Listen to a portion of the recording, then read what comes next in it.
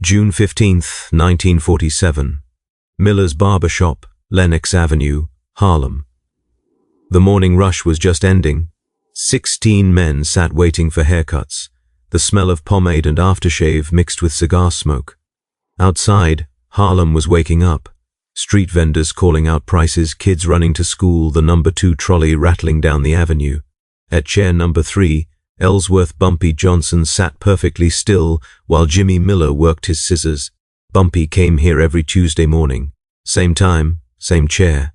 For 12 years. What Bumpy didn't know, what nobody in that barbershop knew, was that the man sitting 3 chairs down had already sold his life for $12,000. Marcus Tick Williams. Bumpy's childhood friend. The boy who grew up 2 houses down on 120th Street. The man Bumpy called brother for 33 years. Tick had been wearing a wire for the past 6 weeks. He'd given the Genovese family every detail of Bumpy's operation.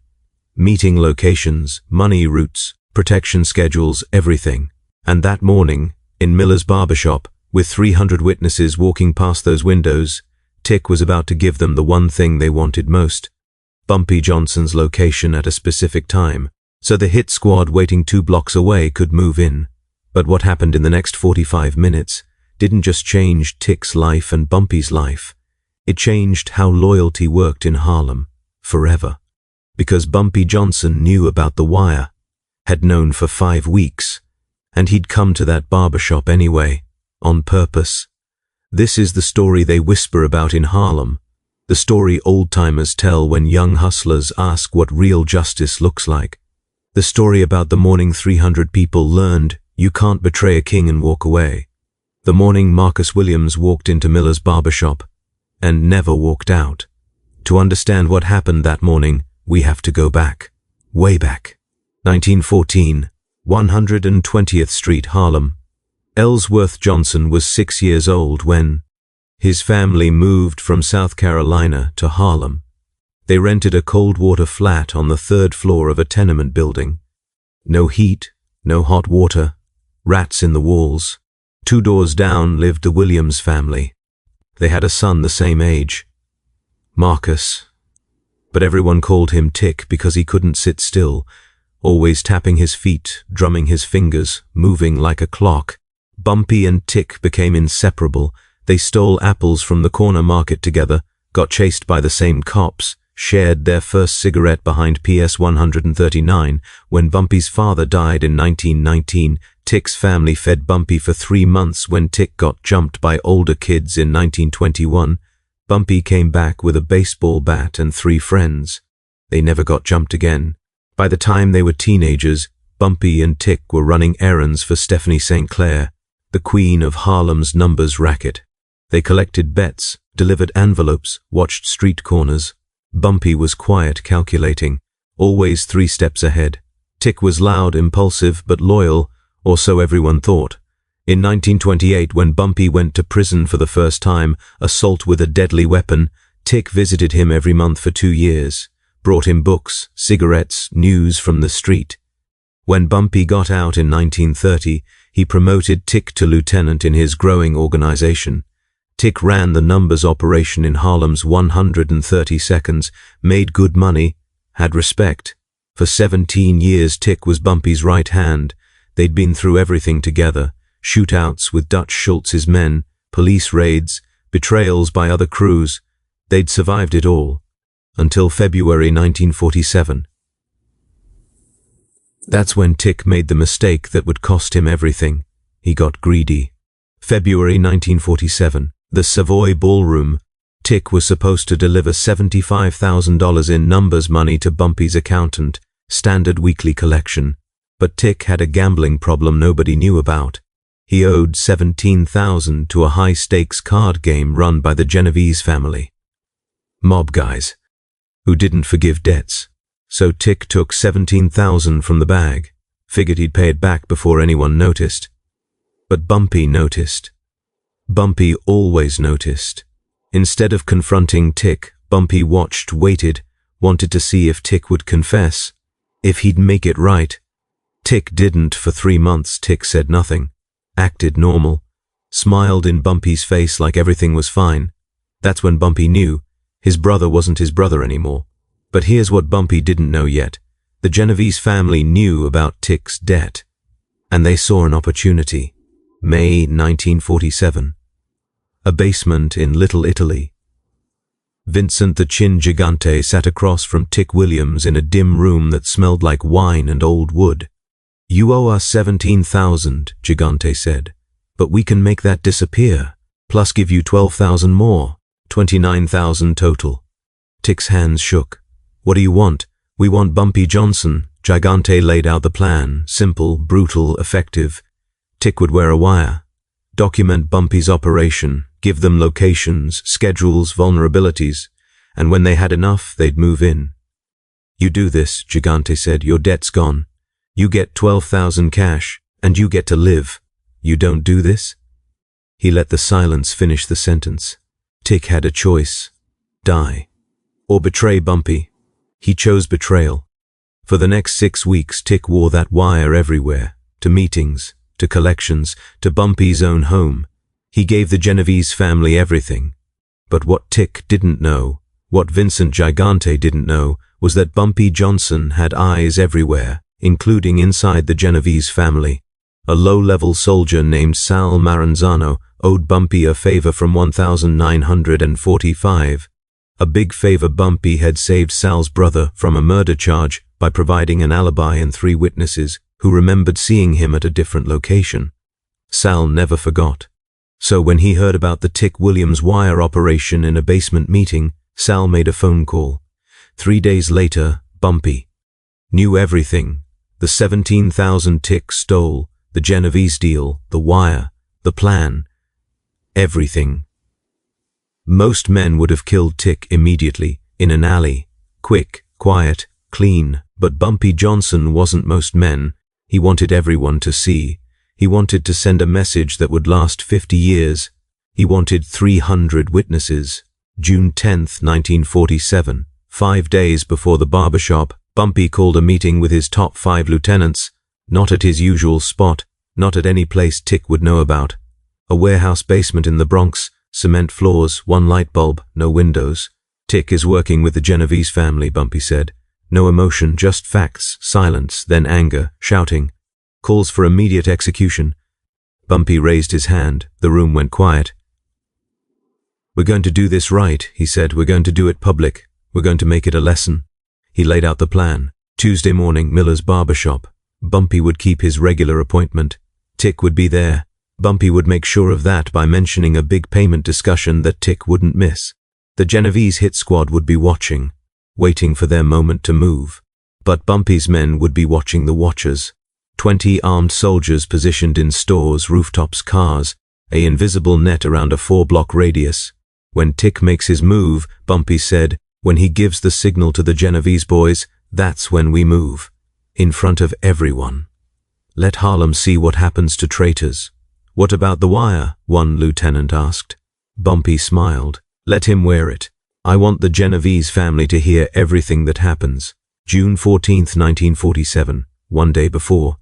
Tick was nervous. The meet was set. Miller's barbershop, 8:30 a.m. Bumpy would be in chair 3. Vulnerable, surrounded by civilians. Gigante's instructions were clear. Make sure he's there. Keep him there. We'll handle the rest. But that night, Tick couldn't sleep. 33 years of friendship. Playing stickball on 120th Street. Sharing lunch money. Bumpy at his mother's funeral. Tick at Bumpy's wedding. All for $12,000. Tick poured a drink, then another, then a third. By midnight, he'd convinced himself it was business. Bumpy would do the same if positions were reversed. It was just the game. Nothing personal. He was lying to himself. But lies help when you're about to betray your brother. June 15th, 1947, 7:45 a.m. Tick walked to Miller's barbershop. The wire was taped to his chest. The Genovese men were in position, 2 in a car on 125th, 3 more on foot pretending to be street vendors. Tick pushed open the barbershop door. The bell jingled. Bumpy was already there. Chair 3, reading the Amsterdam news. "Tick," Bumpy called out, smiled. "Right on time, brother. Have a seat. We'll talk after my cut." Tick sat down 3 chairs away. His heart was hammering, sweat on his palms despite the cool morning. Everything was normal, too normal. 8:10 a.m. Outside, the street was filling up, morning rush, people heading to work, street vendors setting up, school kids in groups, hundreds of people flowing past those big barbershop windows. Inside, Jimmy Miller was almost done with Bumpy's haircut. "Little off the top, Mr. Johnson?" "That's perfect, Jimmy. Perfect." Tick glanced out the window, saw the Genovese car, saw the signal man on the corner. They were ready. All Tick had to do was give the word through the wire, "Bumpy's leaving now." That was the trigger. Gigante's men would move. 3 minutes, in and out. Bumpy would be dead before his hair hit the floor. But then Bumpy did something strange. He stood up, looked directly at Tick, and smiled. Not a friendly smile, a knowing smile. "Tick," Bumpy said, loud enough for everyone to hear, "take a walk with me out back. Need to discuss something private." Tick froze. Out back, the back room, away from witnesses, away from the street. That's when Tick knew. Bumpy knew about the wire. Tick's hand moved toward his jacket. Maybe. For a weapon. Maybe just panic. But before he could reach anything, 4 men stood up from the waiting area. Bumpy's men. They'd been there the whole time, reading magazines, waiting for haircuts, looking like regular customers. They weren't. The door jingled. 3 more men walked in, blocked the exit. Outside, Tick saw the Genovese car pull away fast. They'd been warned off. Someone had tipped them. Tick was alone, surrounded, in a room full of people who were about to learn what betrayal costs. 8:17 a.m., Miller's Barbershop. The room had gone dead silent. Even the straight razors had stopped scraping. Everyone knew something was about to happen. Bumpy walked slowly toward Tick, not rushed, not angry, just purposeful. "Stand up, Tick." Tick stood. His legs barely worked. "You know why we're here?" Bumpy asked. Tick said nothing. His throat had closed. Bumpy reached out and ripped open Tick's shirt. Buttons scattered across the tile floor like dice.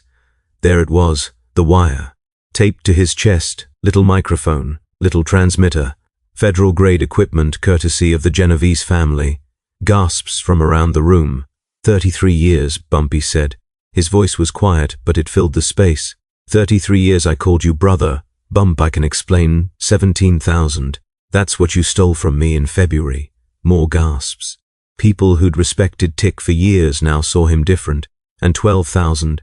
That's what they paid you to sell me out. Bumpy walked to the barber counter, picked up a straight razor. The morning light caught the blade. 29,000 total. That's the price of 33 years of brotherhood. That's what my life is worth to you. The room was so quiet you could hear breathing. Outside, 300 people were walking past those windows, shopping, talking, living their Tuesday. Inside, justice was being measured in silver and steel. "You know what kills me, Tick?" Bumpy turned the razor in his hand. "It's not the money. Not the wire. Not even the betrayal." He stepped closer.